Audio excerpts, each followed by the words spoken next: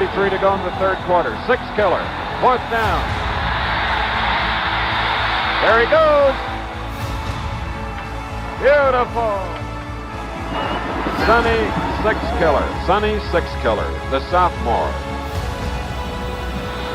What a tremendous young football player. Nice to meet you. Yes. Dominick Joseph. Thank Nice you. to meet you, and thanks for being here. You're welcome. Pleasure to be out here. Anything to do with Bernie White Bear, even if it's a street. Yeah. You made it here right on the Bernie White Bear Way. It's always really nice putting that in on the address, and I'm glad you're here. And so we're here with Sonny Sixkiller, and I just want to say thank you again for being here. I'm so honored to even be sitting here with you today. Well, thank you. Yeah, and I just wanted to give we have a lot of Native viewers and a lot of just Indigenous fans who listen to the radio, and I wanted to introduce you to them and what you've done for this area. Well, that's great. It's when I came up here to play football as a kid out of high school, there was a lot of stuff going on. I was getting pulled all kinds of different directions, but it's great to be out here and see the fruition of all the hard work Bernie White Bear was involved with in the beginning, and certainly carried on with you guys out here working and producing and creating a space for Native families and kids, and to come out here. I come out to the powwow every year. It's always a great event. Yes. And so it's good to be out here again today with you guys. Yes. So, talking about your time here at UW and when you spent time here playing football, did you go to high school out here prior to going to UW?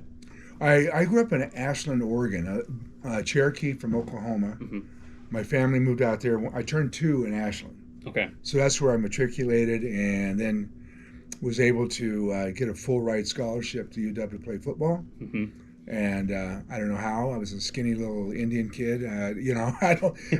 But fortunately, I had an arm I could throw, so anyway, came up here as 18. I turned 18 when I stepped on campus. Okay.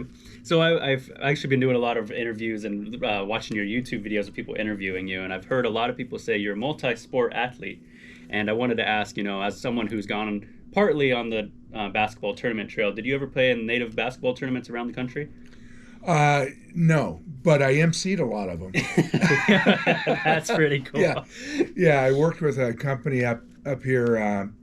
Ron and Julie Johnson at Anea Bay had organized youth, all these camps at various Native locations, and obviously always a basketball tournament. Yeah. And so I would go out and be the MC for the tournament and kind of preside over all the festivities. All over, Sioux Falls, South Dakota, Wyoming to California to Arizona. So I went to all these different spots. And I did it prior to me going up and fulfilling a football obligation and playing in Canada. And so I had time to do it that year. Did it for about a year and a half, off and on. But it was great. I enjoyed it. Saw some great basketball. Yeah, I'm sure. Really good basketball. I'm sure you did. There's something special about those Native tournaments. And then, so when you were emceeing, and I've also seen that you do color commentating or have done color commentating. And did that help you transition, or was that kind of just like it just happened? Having being on the scene here at UW, I was involved in a lot of interviews, and so you learn how to kind of, in your mind as you're talking, you kind of put things together. And in '83, actually, 40 some years ago, I did high school football live on King and then Cairo. And so I had a great director in my ear. And he goes, "Sonny, remember, you're on the radio, you're painting the picture. If you mention a play, why did it happen that way? What caused that play? What was the result of that play? You just can't say, hey, that was a nice run for 14 yards. Well, that was kind of dumb to say that anyway. So I learned through him to paint the picture. And because you're painting the picture on the radio. And that's how I learned that. And then I went on to do television it was Prime Sports Northwest, which is now Root Sports. But did that for 13 years. And it was fun. Every Husky football game I was at for 13 years, home and away. Worked with some great play-by-play guys. Kevin Calabro was a lot of fun to do games with. Rick Riz, now in the Mariner Station. So there's a lot of guys that I got to work with that were great, and they were great at setting you up. So Okay. it was they'd ask some key questions and let me expound on it, and so it was a great learning as you go, but and then being able to become proficient at it was a good part. I felt good about that part. Yeah. So do you have a game that like comes out to you that speaks to you, like one of your favorites to call that you were able to call? Well, anytime we played the Apple Cup was great, and we always had a lot of good fun games to do. Obviously, in Pullman it was always cold and snowy and whatever, and over here it's probably wet. So you didn't have blue skies and sunshine, but those are always fun to do. And I know that, gosh, in I want to say '96, Corey Dillon ran for over 200 yards in the game, all in the first quarter. Wow. That was pretty fun to do. Yeah. But we're at Ohio State, the shoe they call it, the stadium at Ohio State. And I remember being there and just walking around. And then before the game, I went down with David Locke, our play-by-play guy at the time, and the crowd was phenomenal, and the energy was unbelievable. And then you get up at the booth and you still have that energy going. So it was fun. Michigan, the stadium goes like this; it doesn't come up. So you kind of you're a long ways away from the field, and sometimes they'd put us in weird spots. So you had to, check the angle. God, where's the television? I couldn't see it from up here. So, but you learn as you go. But a lot of great games, a lot of great stadiums, and I was fortunate enough to be there for a lot of them. So would you say, as a player being in the Apple Cup, leading up to that week, can you explain to the people who have never been to an Apple Cup what that experience as a quarterback was going into Apple Cup week? Well, it was different for me because I didn't grow up here. I didn't really understand the Apple Cup. Growing up in Oregon, you always thought about Oregon State, and so I always look forward to playing them every year. But after that first Apple Cup game, then you really understood the impact of the game and how it meant for both schools and pride and all that. And so it's a very big game, and it's great for the state. And both schools benefit from it. And we, fortunate enough, we won 2 and lost our last one, unfortunately. But credit to them, they outplayed us, and that's the way it goes in the game. Yeah, very much so. And as off the field, I know you're a very busy person. What is something that is very similar, or is there anything similar to that atmosphere that you've experienced? Oh, geez. Let's see.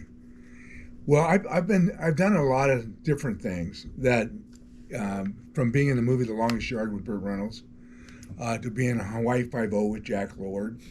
I didn't get quite to say Book and Dano, but I heard it. Yeah.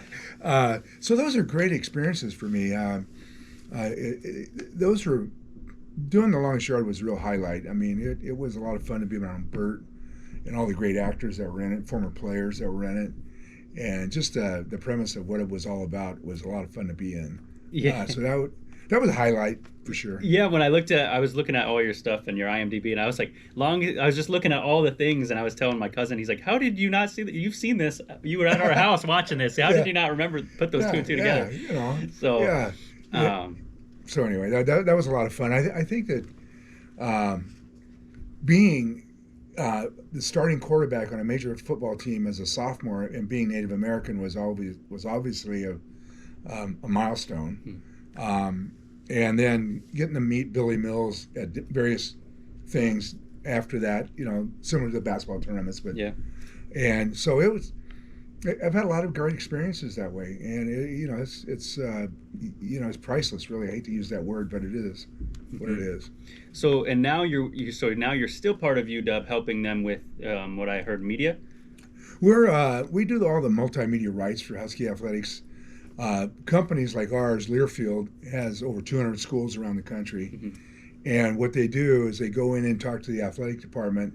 They don't want to have a sales group. Then it's a whole different complicated story, and so we come in and make a bid for the business, and then we get all the inventory with the help of their marketing team. Okay. Put stuff together on game day, sponsorships, signage, radio, print, digital, social, So our company does all that. Wow, what a unique experience. Yeah. And so like I was telling you, I'm kind of going down the line here and what you've done. And I did also another deep dive. You used to work for a beverage company.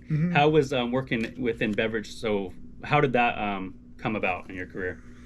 Well, first of all, when I was in college, I drove a Coca-Cola truck during a summer job. That was a great experience. Whoa. But then when I was a member of a club downtown and an owner of a wine company would always come in and we'd chat. And one day I said, "Hey, Mr. Smith, I'm going to be down your way Thursday. I've got an appointment down there. Maybe I'll stop in and say hi." He goes, "Well, come on in." So I went in and met him. And I hate to say this, but this is before lunch. He goes, "You like Bordeaux wines?" I go, "I think so." So we went and got a bottle of Bordeaux and we sipped a little bit of it. He goes, "This is what we do here." And I went, "Wow, it's amazing. I thought you just did American wines or something." And then the next day I get a call from the general manager. "Hey, would you like to come in for a second interview?" I went, "Second interview? I didn't interview anything. I just met Mr. Smith and we had a conversation." He goes, "Well, come on in anyway." So I went in and got hired to be a salesperson for him. So I sold wine at retail, which was a great experience to learn the business and learn wines and learn how to sell. And so I did that, and then I went to work for a different distributor. We sold to them, and then I went to work for the Rainier Brewing Company. And then I decided at the age of 47, I wanted a career change. That's when I went out and started selling radio. And I sold radio because I wanted to sell Husky radio. And it was on Como AM 1000. I'll never forget that. Anyway, so I think that the beverage industry helped me learn how to sell that as well. I mean, it's like this. You go out and you talk to people and get to know them and build rapport. And it's not like coming in and going, "Hey, this is up. Here's a product. Here's a price." You got to build the relationship. And so I really learned that being on the streets and selling a beverage. It was fun. Yeah, people always say, sales are always a good place to do anything. There's so much about more than just the product, like you said, about yourself. Yeah. You know. Yeah, people will buy a product, but they also buy it from you. Yes. And I always told other new salesmen come in, I said, "Look, if you tell somebody if they ever run out, you'd be there for them, you better be there for them." And I learned over the years, people would forget to order something. Friday about noon, I'd get "Hey, Sonny, sorry to bother you, but I totally forgot. Don't worry, I'll have it there by 3. I'd beat cheeks back to the warehouse, call in the order, pick it up, and have it back there before 3. Yeah. And that's... And I never had a problem placing new product with that buyer because he knew he could count on me. So I try to tell young people that. I tell young people that anyway. Be true to your word. If you say something, back it up and do it. Very much so. Yeah, I mean, and to relate to that, Boom City in Tulalip, I used to do sales there. I still do. I know where it is. I'm glad you do.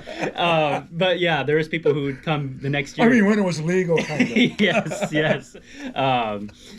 So Boom City in sales, and that's where I got my first taste in sales, and it was definitely something to learn. Oh, yeah. But my last couple questions I have here for you today is there any Native athletes that are standing out to you right now in any retrospective sport? Well, I know that we had a female trackster at UW on the Native Indigenous women, and she I think was a great spokesperson for that, at least here in the Northwest. Nationally, you kind of Native American athletes you don't hear about, very much. In fact, when I was inducted in the American Indian Athletic Hall of Fame back in 1987, and it wasn't a fancy, memorial building, walk in, it was a shrine. It was a basic building, but inside were all these photos of all these athletes from around the turn of the century. Jim Thorpe, of course, everybody knows Jim Thorpe, Billy Mills. Yeah. But there's so many more that played baseball, football, basketball, track. I mean, you never heard of them, but they were there. Mm. And so it was really eye-opening for me. And golly, I'm talking about 3 big walls full of photos of former athletes. Yeah. And I was lucky enough to be moving into that, be one of them. Yeah, wow, That what was an pretty cool. what an experience, you know, Yeah. because that's what we're trying to do here, at least with the sports show here on the one that I'm hosting. Mhm. We try to highlight Indigenous players, and right now we're kind of in the Kraken realm right now with hockey, Mhm. and then also like we were at the UW game when they faced USC, and there was a Native Indigenous person on there. So we're just trying to get the word out, like you're saying, like there's that feeling to Native athletes when they see another Native out there doing it. It's so it calls to them, and that comes to my last question I have for you is any advice you have for Native athletes out there right now? For young kids, I just use me as an example. I worked really hard to do what I did, and we all have buddies, we all have friends. Everybody wants to get the cute girl, and hang out. But I tell you what, you just got to draw the line. And I remember growing up in high school, my dad said, "Hey, be sure and be home by 11." I'd be out there with these guys and not doing anything bad, but just being up, and they go, "Where you going?" I go, "Gotta get, see you guys, gotta go." And I go home. They would stay up till 1 or 2 in the morning, but I was already gone. So you got to be your own person. So I guess is what I'm saying. Don't be a crowd follower. Set your own goals. I used to have a small weight bench at my house. I would do push-ups for, 50 this way, 50 that way, 50 this way, sit-ups. I'd lift weights on my own, and then I'd go work out. So sometimes you just got to set yourself on what you want to do and put your little game plan together. That's what I did. Even schoolwork, I had to force myself sometimes. Okay, I got this hour, I got to get this done, one of those things, instead of going, I'll do it later. Yeah. It's easier to put off than do. And so you got to fight through that and do. And so I just think work hard, have a good plan, be yourself, and don't follow people that you shouldn't be following. Yeah, what great advice, and again, thank you so much for